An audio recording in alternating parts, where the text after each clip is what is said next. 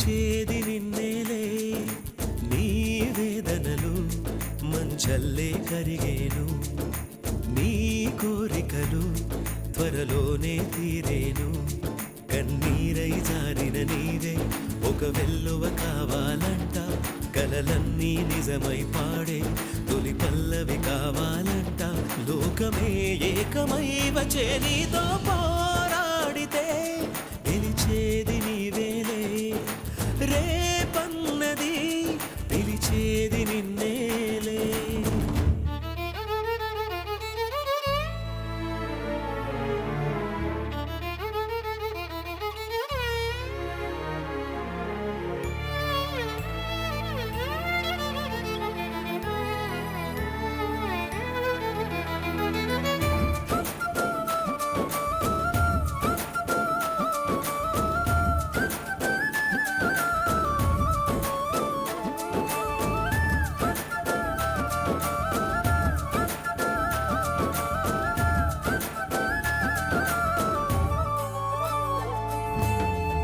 మగువన్నది వజ్రాయుధం కొండల్ని పిండే చేస్తుంది మగువన్నది ఆగని రథం ఆపదల అంతే చూస్తుంది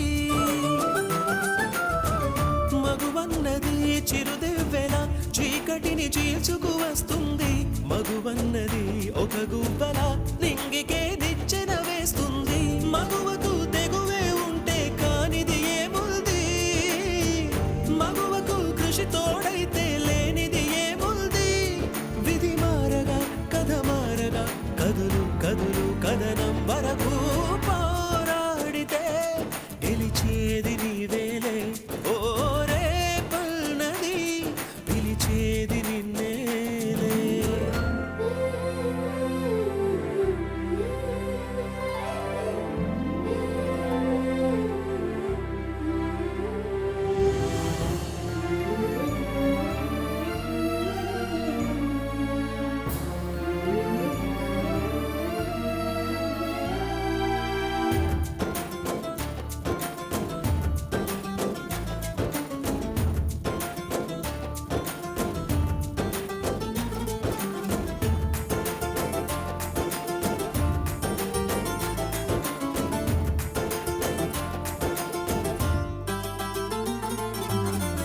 రుద్రమ్మల నాగమ్మల స్త్రీ శక్తి నీలో ఉన్నదిలే అవలన్నది సబలైనది ఆచరిత కాలం కన్నదిలే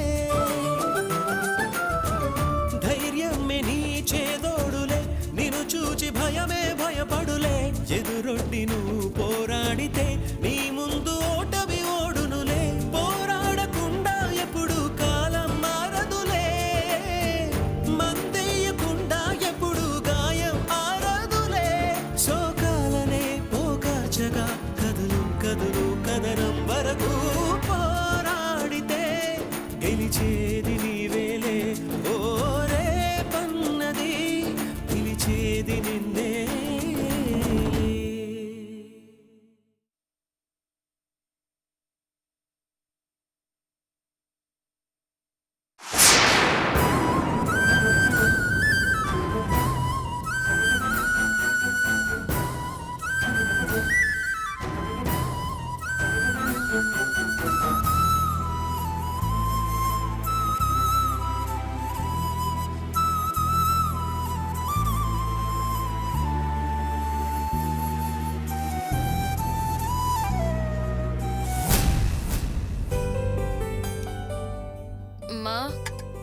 ఏంటే ఇది పెళ్ళిడు పిల్లవి ఇప్పుడా నిద్రలేచేది రేపు పెళ్ళై అత్తారింటికెళ్ళాక ఇలాగే బారెడు పొద్దెక్కేదాకా పడుకుంటే నిన్నన్రే ఏం పెంపకం పెంచింది అని నన్నంటారు.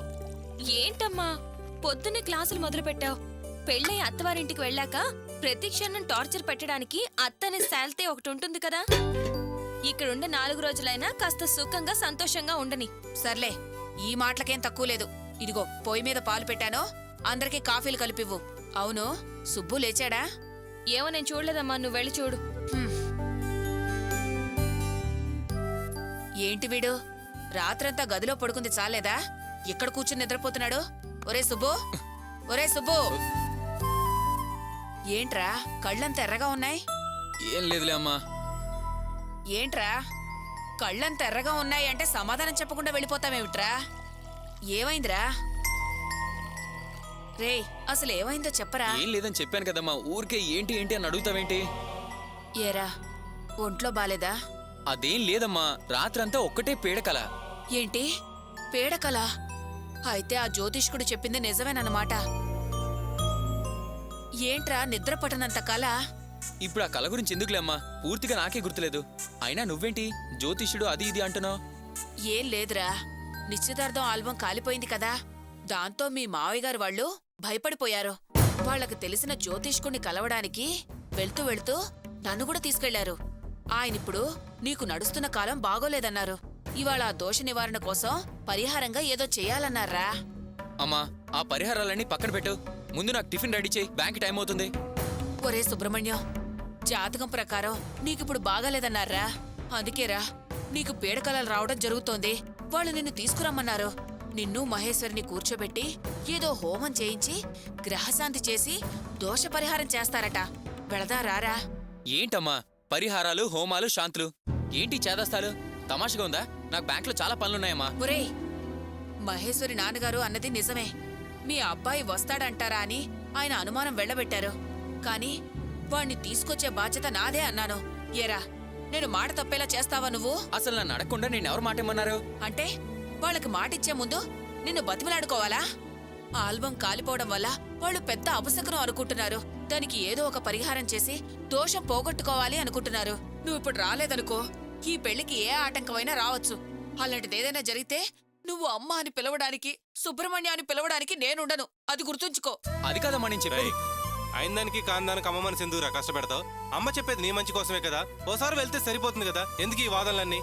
ఏంటవి నువ్వు ఆ చేదస్తాలన్నీ నమ్మి అలా మాట్లాడుతున్నావు? అవతల నాకు బ్యాంకులో చాలా పనులున్నాయి. ఊర్లో వాళ్ళ సమస్యలు ఎత్తి మీద తీసుకొని ఫ్రీగా చేయడానికి నీకు టైం ఉంది, కానీ అమ్మ కొరకు తీర్చే టైం మాత్రం నీకు లేదా? అమ్మా నేను చెప్తున్నాను, వీడు వస్తాడు, తీసుకొని వెళ్ళు. వాళ్ళు అందర్నీ రమ్మన్నారు. నువ్వు సుధ కూడా రండి. ఈ తతంగానికి మేమంతా ఎందుకమ్మా కట్టకట్టుకుని వెళ్ళడం? వీడొస్తే సరిపోతుంది కదా. అది కాదురా, వాళ్ళు అందర్నీ రమ్మడానికి కారణం ఉంది. ఓ అపశకునం ఇంట్లో జరిగింది. అది 2 కుటుంబాలకి అపశకునం జరిగినట్టే కదా. పరిహారం జరిగిన తర్వాత అందరూ మనసు విప్పి మాట్లాడుకోవచ్చు. అందుకే రమ్మన్నారు. మీరు రండ్రా. ఇంత సడన్ గా చెప్తే ఎలా అమ్మా? ఏం చేయండ్రా, నాకు మాత్రం మీరు కాక ఇంకెవరున్నారు? ఈ విషయంలో అందరూ కలిసి వెళ్ళి ఎలాగోలా సర్దుకోవాలి. ఒరేయ్ సుధకి నువ్వు ఈ విషయం చెప్పి బయలుదేరండి.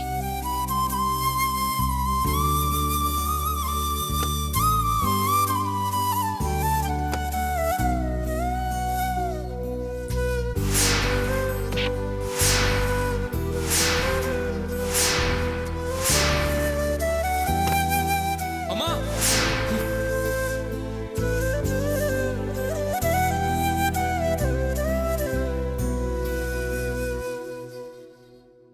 అమ్మా శ్రావణి, ఏంటి నాన్న?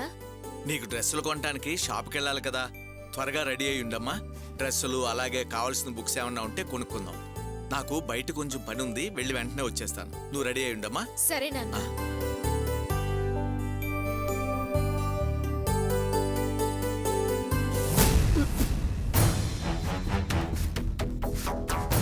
అక్క సూపర్ ఛాన్స్ మిస్ చేయకు. ఏంటక్క అలా చూస్తున్నావు? నాన్న షాపింగ్కి తీసుకెళ్తానన్నారు కదా, వెళ్ళి ఏమేం కావాలో అవన్నీ వెనక ముందు ఆలోచించకుండా చక్కగా సెలెక్ట్ చేసి కొనుక్కో. అక్క కాలేజీ కోసం ఒక 10 డ్రెస్సులు, ఇంట్లోకి బయటకు ఒక 4 డ్రెస్సులు తీసుకో. సెలెక్షన్ అద్దిరిపోవాలి, తెలిసిందా? అక్క రాజస్థానీ హ్యాండ్ వర్క్, అద్దాలు పెట్టిన చూడీదారు లేటెస్ట్ ఫ్యాషన్ అక్క. నువ్వు వేసుకున్నావనుకో అద్దిరిపోతుంది, డ్రెస్సులకి గిరాకీ పెరిగిపోతుంది. ఇదిగో ముందు ఈ పూసల దండ తీసేయ్. లేకుదొడ మెడలో జీడి గింజలా ఉంది, దీన్ని తీసేస్తే గాని నీ మెడకి అందం ఉండదు, నీకు పుణ్యం ఉంటుంది. ఆ దండ తీసే తల్లి. ఈ మధ్య డ్రెస్ కలర్ కి మ్యాచ్ అయ్యే metallic colour items, imitation jewellery చాలా రకాలు వచ్చాయక్క. సూపర్ గా ఉన్నాయి తెలుసా? అవి నీకు చాలా బాగుంటాయక్క. అక్క కాలేజీకి కొత్త కొత్త వెరైటీ డ్రెస్సుల్లో, వెరైటీ జ్యువెలరీలో, లేటెస్ట్ ఫ్యాషన్ లో top to bottom matching. Hand bag, nail polish, hair pins అన్నీ మ్యాచింగే. ఇప్పుడు అదే కదా ఫ్యాషన్. నీ క్లాస్మేట్స్ అలా తయారయ్యొచ్చి స్టైల్ కొడతారు, నువ్వేమో లంగవోణి వేసుకుని దిష్టి బొమ్మలా వెళ్లకు. ఎంతసేపైనా కానీ టైం గురించి, డబ్బు గురించి ఆలోచించకుండా నిదానంగా సెలెక్ట్ చేసుకో. అలా కాదు ఇలా కాదు అని పనికిరాని పాత మోడల్స్ ని ధర తక్కువని తీసుకొస్తే ఇలా నెత్తి మీద ముట్టడమే. ఇలారా? షాప్ కి నేను ఒక్కదానే వెళ్ళనే, నిన్ను తీసుకెళ్తాను. నేనెందుకు అక్క? ఇప్పుడు నువ్వు చెప్పినవన్నీ నాకు కొనాలి, నీకు కొనాలి. పైగా నీకు సెలక్షన్ బాగా తెలుసుగా. నిజంగా నాక? నాకు తీసుకుంటావా? షాప్ కి వెళ్ళడానికి అబద్ధాలు ఆడాల్సిన పనంటే నేను చెప్తున్నానుగా, నువ్వు వస్తున్నావు. ఓకేనా?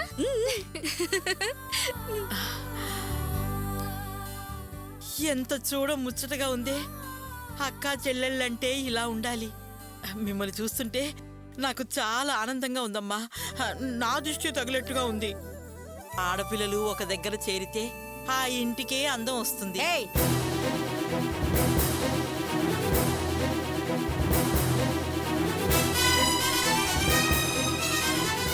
అమ్మా, అక్క షాపింగ్కి రమ్మంటుంది, వెళ్ళొస్తానే.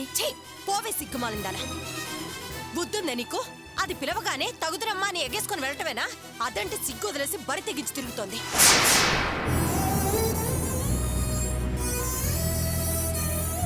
అయినా అది పిలవడం ఏమిటి, దాని వెనక నువ్వెళ్తానన్నవేంటి?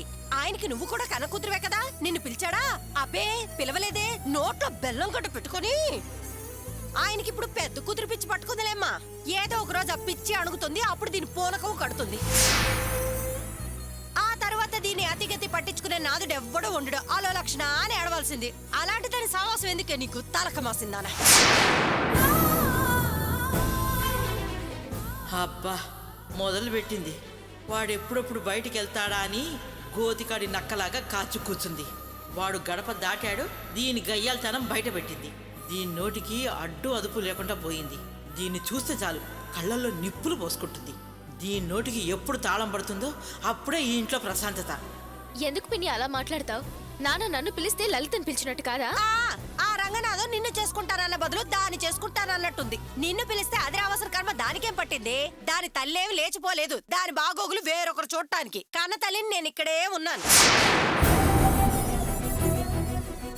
నువ్వేం దాని బాధ్యతలు తీసుకోవాల్సిన అవసరం లేదమ్మా. నీ దయా దాక్షిణ్యాల మీద అది ఒక్కరోజు కూడా బతకాల్సిన అవసరం లేదు. నీ బుద్ధేమిటో తెలియక నీ మీద కొత్త ప్రేమలు ఒలకపోస్తూ ఆయన రెచ్చిపోయి తిరుగుతున్నాడు. 4 రోజులు పోని నువ్వేమిటో తెలిస్తే నిన్ను వీధిలోకి ఇసిరేస్తాడు. అప్పుడు అర్థమవుతుందమ్మా ఎవరి అవసరం ఎవరికుందో. పిన్ని చాలా ఎక్కువగా మాట్లాడుతున్నావు. వద్దు. అంతకు మించి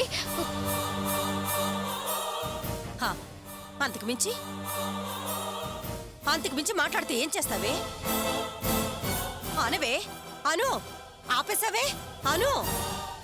తెగబడిందానివి. ఎలాగూ తెగబడ్డావు కదా, అనవే మాట్లాడు. అన్నటమేమీ గొప్ప కాదు, కానీ బురద మీద రాయి వేస్తే మొహాలు చిందుతుందని ఆగింది. నీతో మాటకు మాట మాట్లాడి దీని విలువ తగ్గించుకోవడం ఎందుకని ఆగింది. ఎందుకే దీని మీద అలా చిందులేస్తున్నావు?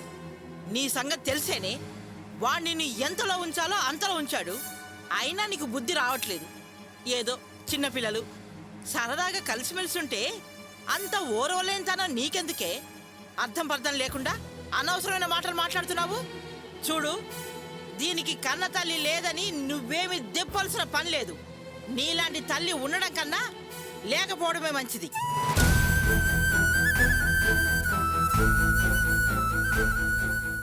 నువ్వెందుకమ్మా తలదించుకుంటావు? ఇంతకాలం నిన్ను అడ్డాల్లో ఎత్తుకొని అల్లారు ముద్దుగా పెంచి అర్ధాంతరంగా కింద పడేసినట్టు అలా బాధపడతావు. అది అనడం కొత్త, నువ్వు పడడం కొత్త.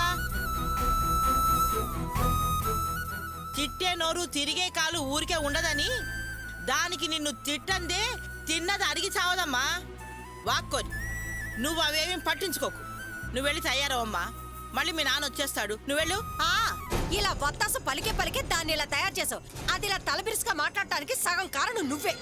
ఇదిగో లలిత, దాంతో వెళ్ళావంటే నీ 2 కాళ్ళు విరగొట్టి పొయ్యిలో పెడతాను. వచ్చే వంట పంచుడు కుంభాలు వండి వార్చాలి కదా.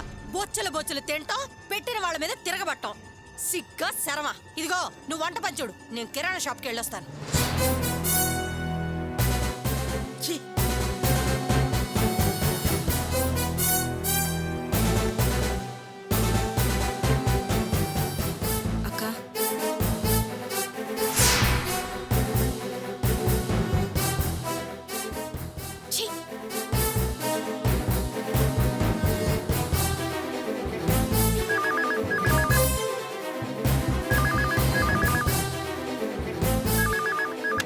హలో, నమస్కారం అమ్మా. మోహన్ సార్ ఉన్నారమ్మా? మోహన్ సారా? నేను డీసీ బ్యాంక్ మేనేజర్ని మాట్లాడుతున్నానమ్మా. మోహన్ సార్ అనవేంటి? మోహన్ అనండి చాలు. అమ్మా, వారు మా కస్టమర్ అమ్మా. పైగా మా బ్యాంక్లో 4 లక్షల రూపాయలు డిపాజిట్ చేశారమ్మా. మేము రెస్పెక్ట్ ఇవ్వాలి కదమ్మా. డిపాజిట్ ఫామ్లో ఒక సిగ్నేచర్ చేయటం మర్చిపోయారమ్మా. ఒకసారి బ్యాంక్ వచ్చి సైన్ చేయమని చెబుదామని ఫోన్ చేశానమ్మా. నేను మోహన్ సార్ వాళ్ళ చెల్లెల్ని మాట్లాడుతున్నాను. అన్నయ్య ఇంట్లో లేరు, వచ్చాక చెప్తానులేండి. సరేనమ్మా, రాగానే రమ్మని చెప్పండమ్మా. 4 లక్షల రూపాయలు ఒకేసారి డిపాజిట్ చేశారు కాబట్టి బ్యాంకు తరఫున ఒక గిఫ్ట్ కూడా ఇస్తున్నామమ్మా. కలెక్ట్ చేసుకోమనండి అమ్మా. అలాగే, రాగానే చెప్తానులేండి. థ్యాంక్స్ అమ్మా.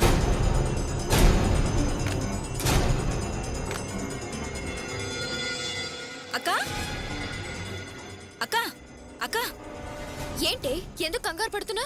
అక్కా, మనం ఇంట్లో 4 లక్షలు కనపట్లేదు అనుకున్నాం కదా. అవును. దొంగ దొరికాడక్కా.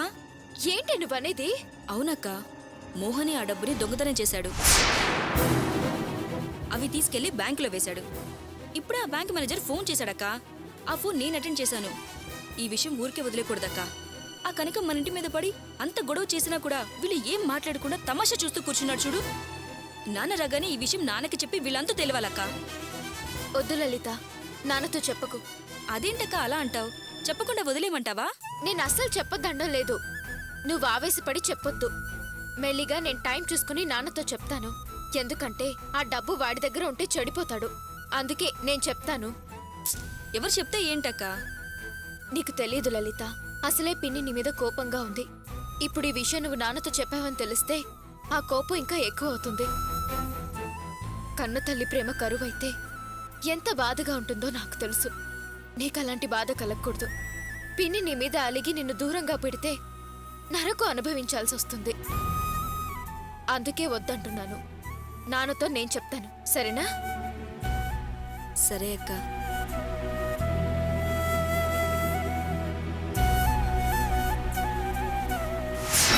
ఏంటి ప్రతిదానికి అమ్మ అమ్మ అంటూ చిన్న పిల్లాళ్ళ మాట్లాడతావు? అంత అమ్మ కూర్చువైతే ఇంట్లో అమ్మ దగ్గరే ఉండొచ్చు కదా.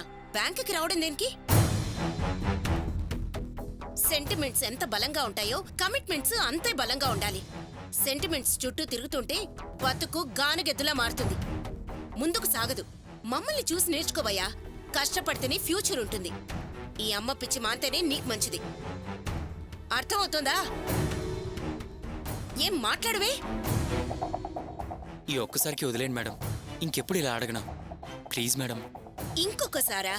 ఇప్పటికే చాలా సార్లు క్లాస్ తీసుకున్నాను, కాస్తైనా బుర్రకెక్కించుకోలేదు. ఇంతటితో ఫుల్ స్టాప్ పెట్టాల్సిందే. మళ్ళీ అమ్మ బాధపడుతుంది, అన్న బాధపడతాడు అంటూ నా ముందు నిలబడకు. అండర్స్టాండ్? అలాగే మేడం. పని సాధించుకోవడానికి ఎన్ని వినయ విధేయతలన్నా చూపిస్తావు. ఈ తెలివితేటలు జాబ్లో కూడా చూపించు. డెడికేషన్ లేకపోతే డెవలప్మెంట్ ఉండదు. ఏదో వచ్చాం చేశాం వెళ్ళావని వర్క్ని నిర్లక్ష్యం చేయొద్దు. ఆ వర్కే మనకి ఫుడ్ పెడుతుంది, అది గుర్తుంచుకో. వెళ్ళు.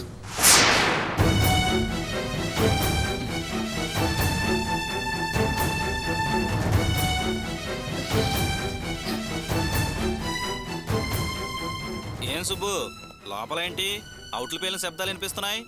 ఎప్పుడు పెళ్ళేవు కదా సార్, ఒక్కొక్కసారి ఒక్కొక్క రకం అంతే. పెళ్లికేదో ఆటంకం ఉందట, పరిహారంగా గుళ్ళో ఏదో కార్యక్రమం చేయించాలి. మా అమ్మ గుడికి రారా అంది. పర్మిషన్ కోసం మేడం గారి దగ్గరికి వెళ్తే ఆవిడ గారు పీరియడ్ క్లాస్ పీకారు. ఏం లేడీ సార్ ఆవిడ, సెంటిమెంట్సే లేవు. ఎలా సంసారం చేస్తుందో ఏమో, మనం ఆఫీస్ హౌస్ లోనే భరించలేకపోతున్నాం. పాపం ఆ పూర్ హస్బెండ్ ఎలా మేనేజ్ చేస్తున్నాడో ఏంటో. సార్ ఏ మాటకు ఆ మాట చెప్పుకోవాలి, మన పాత మేనేజరే బెటర్, కాస్త పట్టు విడిపుండేది. ఇప్పుడు నా పరిస్థితి ఏంటో అర్థమే కావడం లేదు. ఈయనేం చేస్తాడులే.